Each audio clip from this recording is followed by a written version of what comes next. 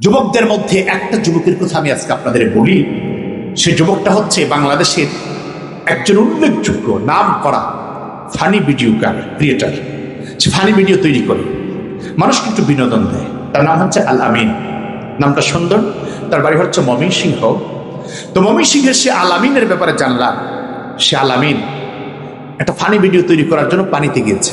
দেখলাম আমরা স্পষ্টই পানিতে গিয়ে পানির উপরে পেট্রোল ঢেলেছে। শীতকালে মানুষ তো গোসল করতে চায় না।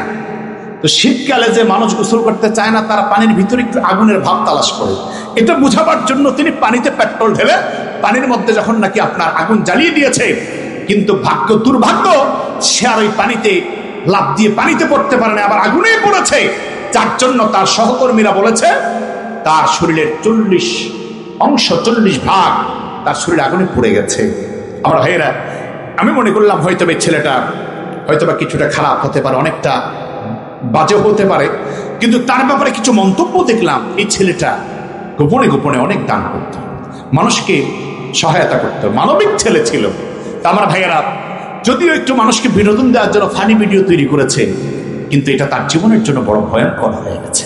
এটা তার জীবনকে আজকে ঝুঁকিতে ফেলে দিয়েছে। আমরা দোয়া করি আল্লাহ পাক সে ভাইয়ের নেক আমলগুলি কবুল করে তাকে যেন আল্লাহ সুস্থতা দান করেন। বলো না আমিন, যারা বলেন আমিন।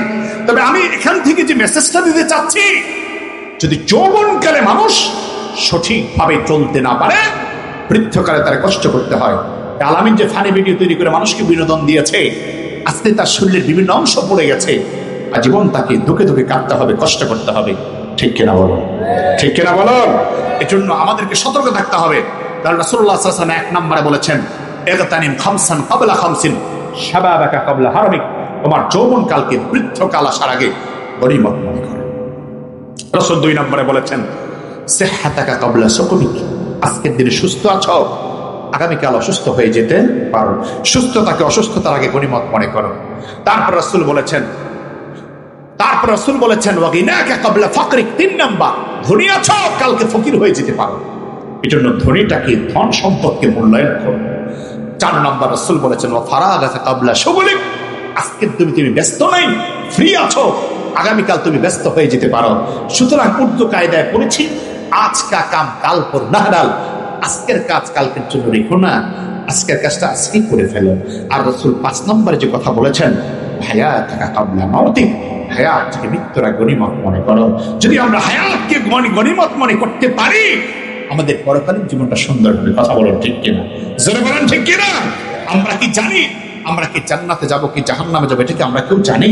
কিন্তু আমাদের প্রত্যেকের তামান্না, আল্লাহ তুমি আমাদেরকে জান্নাত দিও। জোরে বলেন আমিন।